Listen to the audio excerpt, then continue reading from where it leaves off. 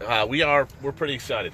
We add today Raúl Ruidíaz, a guy who's scored over 100 career goals, 6 consecutive seasons of averaging 15 goals or more. He's been a champion in Peru. He's been a champion in Chile.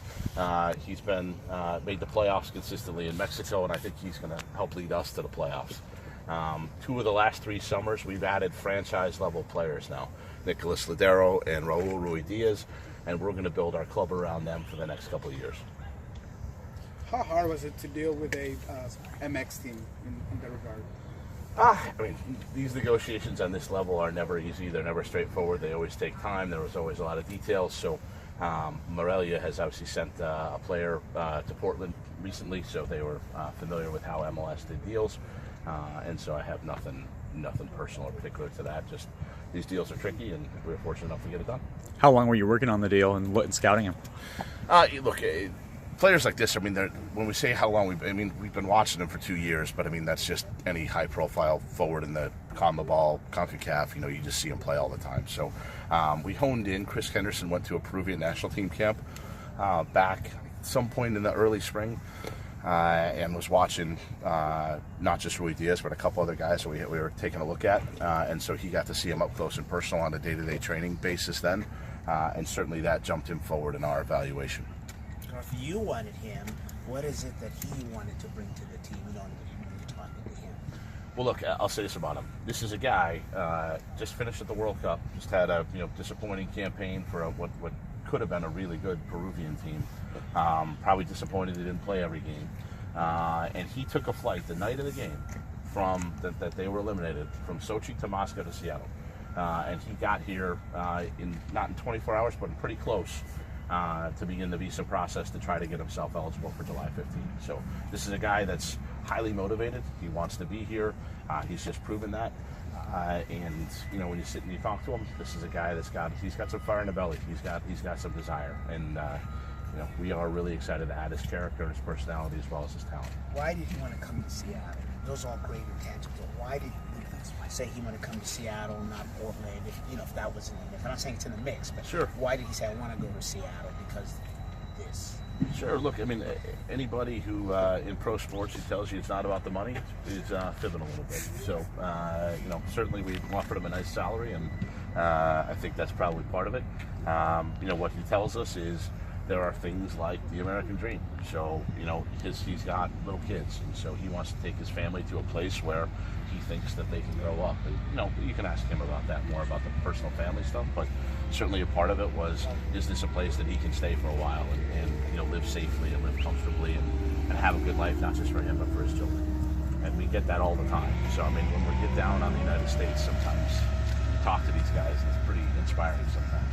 The Northwest setting itself, obviously the stadium and all those things, and with the fan base, that's got even a alluring thing for him.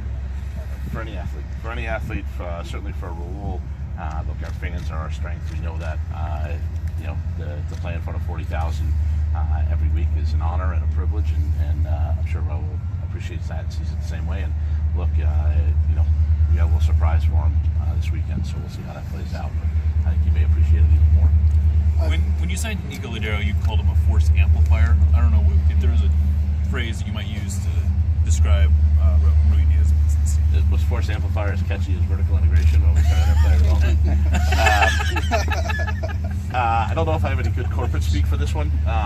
What I would say though is that we had when we brought Ladero in, we hadn't had a central midfielder that we could really play through in a traditional sense. And so when he was a force amplifier, I said I meant that literally, that he would literally get the ball and amplify all the players around him, and I think that worked. This is, to some degree, providing a finishing connection to the circuit. We have all the pieces. We have the chance creation. We have a solid defense. What we need is an elite finisher. And certainly that need was magnified when Jordan went out.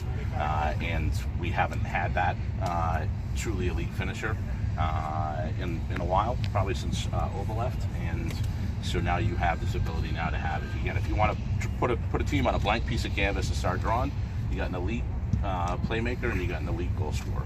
That's a pretty good foundation to start around, especially when you have the pieces that we have in terms of supporting those guys.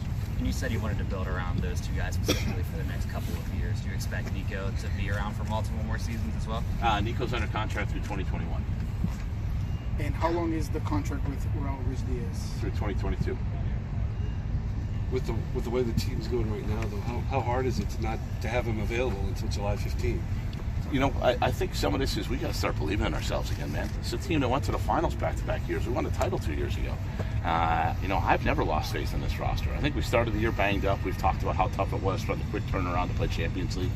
But, you know, we started in the last, for the last month, we've been starting north of 8 or 9 guys that have started in one playoff games in the last 12 months.